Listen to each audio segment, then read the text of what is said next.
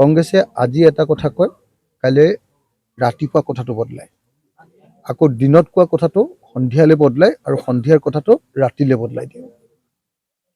তেওঁলোকে এতিয়ালৈকে 6খন-7খনমান কমিটিয়ে বনালে আলোচনাৰ কাৰণে বেলেগ বেলেগ।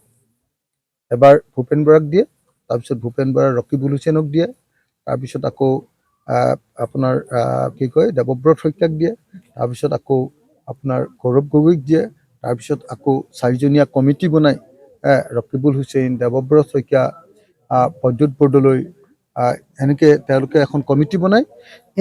এনেকুৱা কমিটিৰ পিছত কমিটিৰ পিছত কমিটি, দিনৰ পাছত দিন তেওঁলোকে এনেকৈ গোটেই বস্তুটো ইমান দূৰলৈ লৈ আহিলে যে এতিয়া আমাৰ মানে জোৰ পুৰি হাত পালেহি। জোৰ পুৰি মানে হাত পালেহি মানে লাগিয়ে গ'ল আৰু ইলেকশ্যন আৰম্ভ হৈ গ'ল। গতিকে কংগ্ৰেছৰ এই সময়খিনিৰ যিটো আচৰণ আছিলে, সেই আচৰণটো মিত্ৰতাৰ পক্ষত নাছিল। যদি আমাক একাষৰীয়া কৰি বেলেগে যদি চৰকাৰ গঠন কৰিব পাৰে বা বিজেপিক হৰুৱাব পাৰে, তেতিয়াহ'লেতো তেওঁলোকক আমি শুভেচ্ছাই জনাব লাগিব। গতিকে মই এই মুহূৰ্তত গৌৰৱ আৰু লুৰিণ দুয়োজনকে শুভেচ্ছা জ্ঞাপন কৰিছোঁ।